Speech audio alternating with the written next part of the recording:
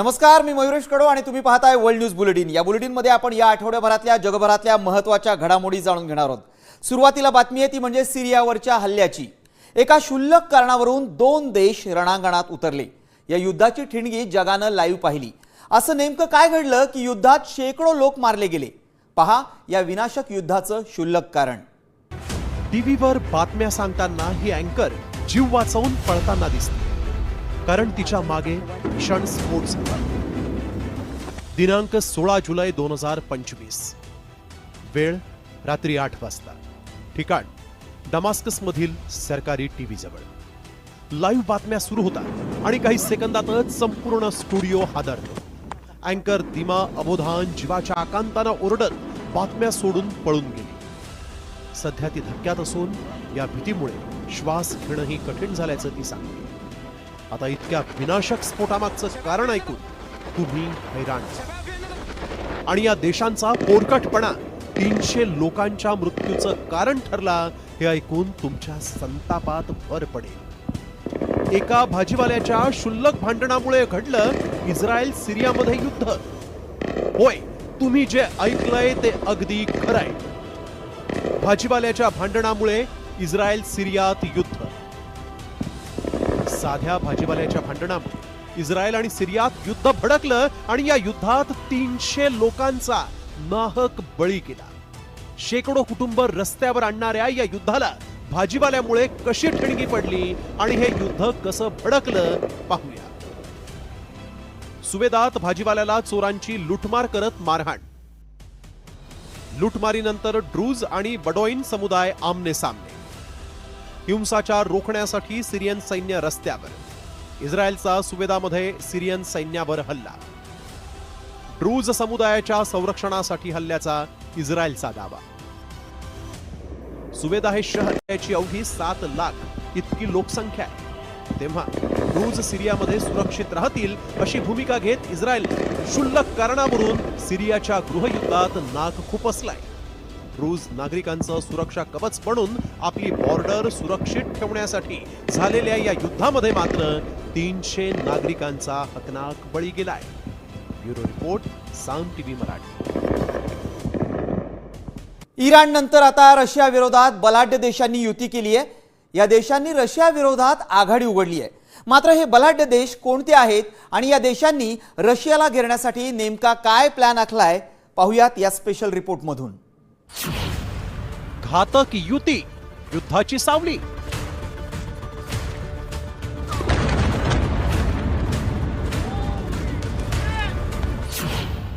चार देश एकत्र येणार, रशियाला घेरणार।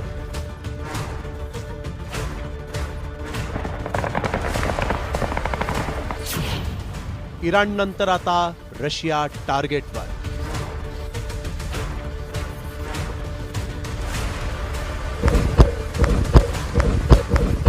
अमेरिकेच्या एका निर्णयामुळे रशियाचं टेन्शन वाढलंय। अमेरिकेच्या या घातकी निर्णयानं जगाची शांतता पुन्हा धोक्यात आली आहे।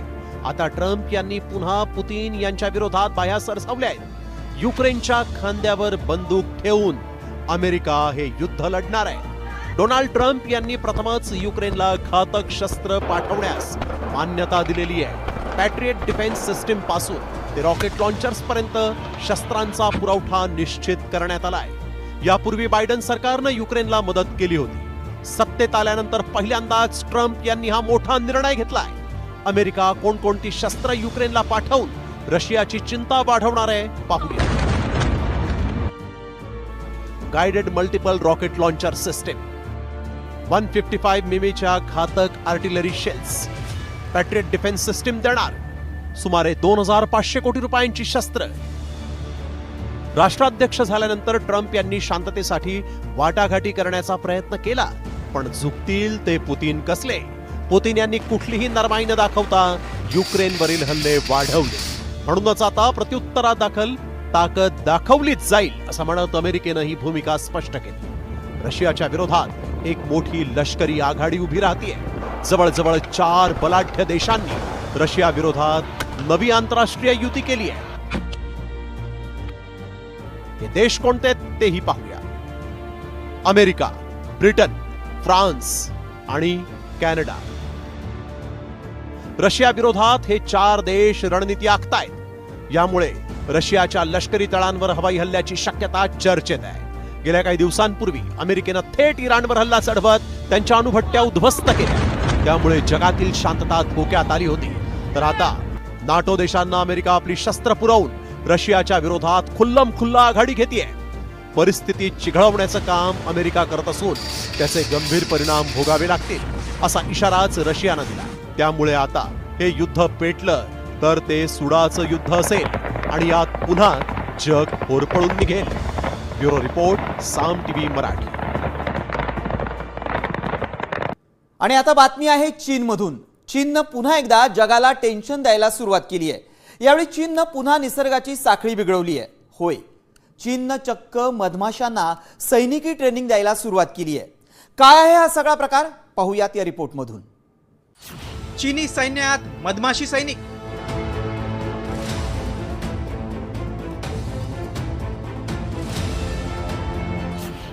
ड्रॅगनची मधमाशांना मिलिटरी ट्रेनिंग।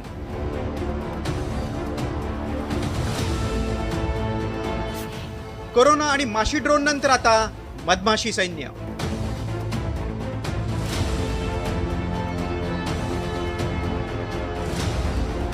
चीन जगातील भूप्रदेशाच्या तुलनेत अवघ्या 6.4% इतकाच, पण या इतक्या भूप्रदेशानं जगाचं टेन्शन कायमच वाढवलंय। या चीननं कोरोनाला जन्माला घालून जगावर या शतकातील सगळ्यात मोठं संकट आणलंय। त्यात चीननं आता सैनिकी बळ वाढवण्याच्या नादात आपल्या सैन्यात चक्क मधमाशांना सामील करून आपली राक्षसी महत्वाकांक्षा जगाला दाखवून दिली।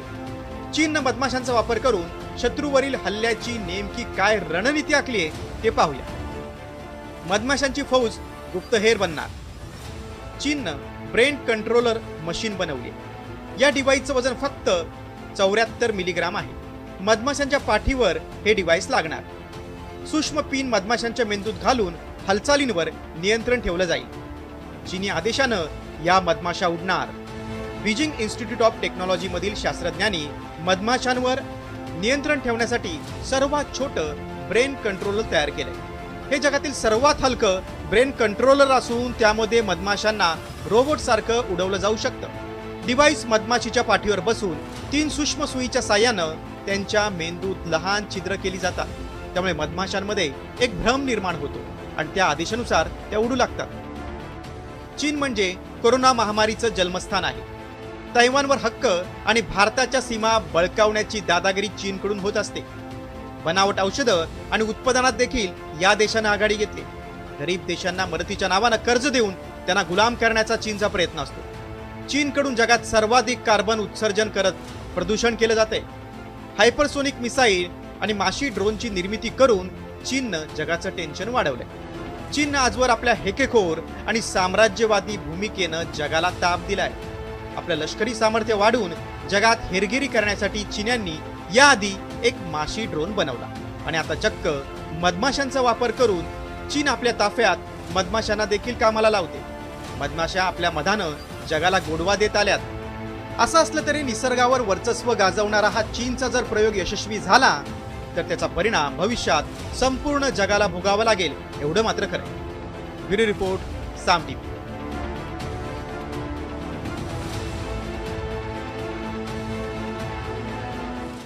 आणि आता वळूयात नवीन बाबा वेंगाच्या भविष्यवाणीकडे। नवीन बाबा वेंगा म्हणून प्रसिद्ध असलेल्या जपानच्या रियो तात्सुकी यांच्या भविष्यवाणीनुसार काही घटना घडतायत। त्यामुळे जुलै महिन्याच्या सुरुवातीलाच अनेकांनी धसका घेतलाय। या बाबा वेंगानं नेमकी कोणती भविष्यवाणी केली होती, पाहूयात हा रिपोर्ट। अखेर ज्वालामुखीचा उद्रेक। 1200 फूट उंचीपर्यंत लावाचे फवारे।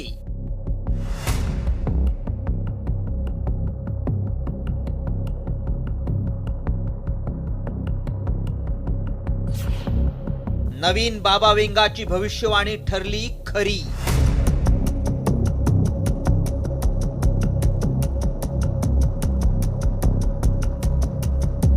मानव नेहमीच भविष्य जाणून घेण्यासाठी उत्सुक असतो, मग ते स्वतःविषयी असू दे किंवा जगाविषयी। सध्या बाबा वेंगा म्हणून ओळखल्या जाणाऱ्या जपानच्या रियो तात्सुकी यांच्या भविष्यवाणीची ही सर्वत्र चर्चा आहे। 5 जुलै नंतर जपानमध्ये मोठं संकट येणार अशी भविष्यवाणी रिओ तात्सुकी यांनी केली होती. आता ही भविष्यवाणी खरी होताना दिसतीये. जपानला वादळी वाऱ्यासह पावसाचा मोठा तडाखा बसलाय. माणसांना उभं राहणंही शक्य नव्हतं. गाड्याही हवेत मागे मागे जात होत्या. काही ठिकाणी मुसळधार पावसामुळे वाहनंही पाण्याखाली गेली. त्यातच रिओ यांनी ज्वालामुखी फुटणार असल्याचा इशारा दिला होता आणि आता ते प्रत्यक्षात घडलंय. हवाई इथं ज्वालामुखीचा उद्रेक झालाय. हवाई हे उत्तर अमेरिकेतील राज्य असून एक बेट समूह आहे. हवाईच्या बिग आयलंडवरील माउंट किलोआ ज्वालामुखीचा उद्रेक झाला. सलग 9 तास हा उद्रेक सुरू होता. त्यातून 1200 फूट उंचीपर्यंत लाव्हाचे फवारे बाहेर पडत होते. रिओ तात्सुकी जपानी मंगा कलाकार आहेत. त्यांच्या 1999च्या द फ्युचर आय सॉ या पुस्तकात त्यांनी भविष्यातील अनेक घटनांचा उल्लेख केलाय. जपान आणि फिलिपिन्स दरम्यान समुद्राच्या तळातील भेगा 2011च्या तोहोकू भूकंपापेक्षा मोठ्या लाटा निर्माण करतील. 2030 मध्ये विषाणूंचा मोठा धोका असल्याचा इशारा देखील त्यांनी दिलाय. रिओ तात्सुकींनी 5 जुलैला जपानमध्ये भीषण त्सुनामी येईल अशी भविष्यवाणी केली होती. मात्र ती यावेळी प्रत्यक्षात आलेली नसली तरी ती 15 वर्षांच्या चक्रानुसार प्रत्यक्षात येईल असं सांगितलं जातंय. त्यामुळे नवीन बाबा वेंगाच्या या भाकितांचा धसका भविष्यातही कायम राहणार हे नक्की. ब्युरो रिपोर्ट, साम टीव्ही न्यूज. चक्क भारताचा शत्रू असलेल्या पाकिस्तानच्या कराची शहरात पाकिस्तानी कलाकारांनी जय श्रीरामच्या घोषणा दिल्या आहेत. मात्र त्यामागचं नेमकं कारण काय आहे, पाहूयात हा रिपोर्ट.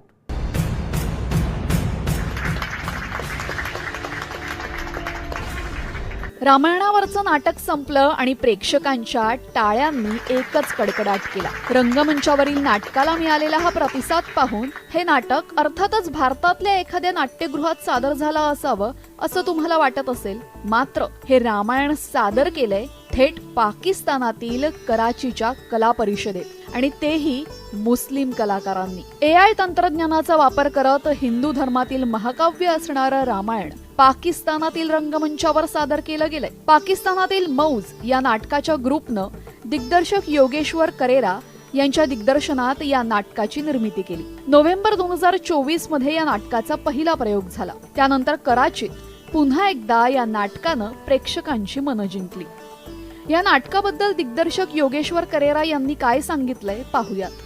रामायणासारख्या हिंदू धार्मिक ग्रंथावर आधारित नाटक केल्याबद्दल लोक वाईट बोलतील किंवा धमक्या देतील याची मला कधीही भीती वाटली नाही. रामायणाची कथा माझ्यासाठी प्रेरणादायी आहे आणि मला ती प्रेक्षकांसमोर तिच्या सर्व भव्यतेसह आणि सौंदर्यानं आणायची होती. मला खात्री होती की पाकिस्तानचा समाज सहिष्णू आहे आणि तो हे नाटक स्वीकारेल. पाकिस्तानी कलाकारांनी सादर केलेलं हे रामायण म्हणजे एक प्रकारे रामायणाचं जगावर असलेलं गारुडच अधोरेखित करतंय. पाकिस्तानच्या रंगभूमीवर रामायण सादर झाल्यानं भारतीयांकडून सुद्धा त्याचं कौतुक केलं जात आहे. ब्युरो रिपोर्ट, साम टीव्ही न्यूज. जगात मुस्लिम लोकसंख्येचा विस्फोट होणार असल्याचा अहवाल अमेरिकेतल्या एका रिसर्च सेंटरनं दिलाय. हा अहवाल नेमका काय आहे, या अहवालात हिंदूंच्या लोकसंख्येबाबत कोणती माहिती देण्यात आली आहे, पाहूयात. जगात मुस्लिम लोकसंख्येचा विस्फोट.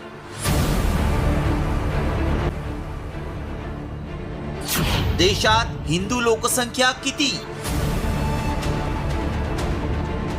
जगात मुस्लिम लोकसंख्येचा विस्फोट होणार आहे.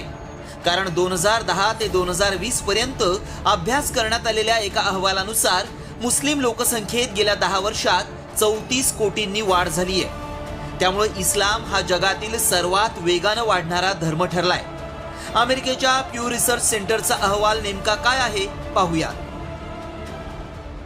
जगात मुस्लिम लोकसंख्या 34.7 कोटींनी वाढली आहे. जगातील 51% मुस्लिम 15 ते 49 वयोगटातले आहेत. जगात हिंदूंची लोकसंख्या 1.2 अब्ज इतकी आहे. भारतात मुस्लिम लोकसंख्या 14.3% वरून 15.2% झाली आहे. भारतातील मुस्लिम लोकसंख्येत 3.56 कोटींनी वाढ झाली आहे. जगातील लोकसंख्येच्या तुलनेत भारतात 95% हिंदू आहेत. गेल्या 10 वर्षात हिंदूंच्या प्रमाणात 1% घट झाली आहे. मुस्लिम समाजातील लोकसंख्या जलद गतीनं वाढण्याचं कारण म्हणजे त्यांची सरासरी तरुण लोकसंख्या आणि उच्च प्रजनन दर असल्याचंही अहवालात नमूद करण्यात आलंय. लोकसंख्येच्या बाबतीत याआधीच भारत जगात पहिल्या क्रमांकावर आहे. भारतातली लोकसंख्या अशीच वाढत राहिली तर नैसर्गिक संसाधनांचा ऱ्हास होईलच, पण वाढत्या बेरोजगारीला आळा घालणंही आवाक्याबाहेर जाईल. ब्युरो रिपोर्ट, साम टीव्ही न्यूज. प्रवासाचं सर्वात वेगवान साधन म्हणून विमानाकडे पाहिलं जातं. मात्र एक आता अशी ट्रेन आली आहे जिचा वेग विमानापेक्षाही जास्त आहे. ही ट्रेन अवघ्या 2 तासांमध्ये 1200 किलोमीटरचं अंतर पार करते. कुणी तयार केली ही ट्रेन? या ट्रेनचं वैशिष्ट्य काय आहे? पाहूयात हा रिपोर्ट. विमानापेक्षाही वेगवान ट्रेन.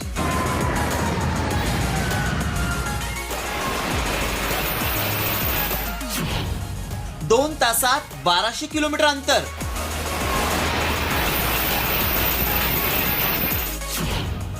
चीनच्या मॅग्लेव ट्रेनची जगभरात चर्चा.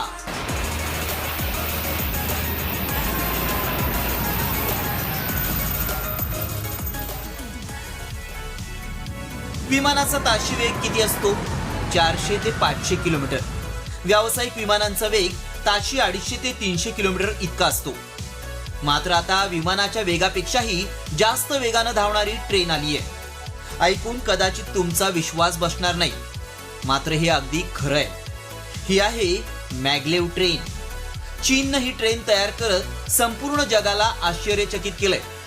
बुलेट ट्रेनपेक्षाही ही ट्रेन वेगवान असल्याचा दावा चीननं केलाय. मॅग्लेव ट्रेनचा कमाल वेग ताशी 600 किलोमीटर इतका आहे. 2 तासात ही ट्रेन 1200 किलोमीटर अंतर पार करते. ही ट्रेन मॅग्लेव तंत्रज्ञानावर चालते. ट्रेन धावत असताना तिचा ट्रॅकशी कोणताही संपर्क होत नाही. या तंत्रज्ञानामुळे कोणतंही घर्षण होत नाही.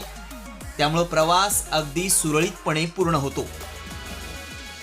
या ट्रेनची चाचणी एका खास व्हॅक्यूम बोगद्यात करण्यात आली, जिथं हवेचा दाब अजिबात नव्हता. हवेचा दाब नसल्यानं ट्रेन तिच्या कमाल वेगानं धावली. सध्याच्या स्थितीत मॅग्लेव ट्रेन अनेक देशांमध्ये धावत आहे.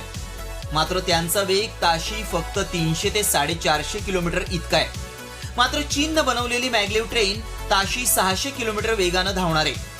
या ट्रेनच्या यशस्वी चाचणीनंतर चीननं या क्षेत्रात जपान, अमेरिका आणि युरोप सारख्या देशांच्या पुढे पाऊल टाकले. भविष्यात ही ट्रेन भारतात धावली तर दिल्ली ते मुंबई हे अंतर अवघ्या 2 तासात पूर्ण करता येईल. ब्युरो रिपोर्ट, साम टीव्ही न्यूज. वर्ल्ड न्यूज बुलेटिनमध्ये आपल्याला इतरही घडामोडी जाणून घ्यायच्या आहेत, पण त्यापूर्वी घेतो एक छोटासा ब्रेक.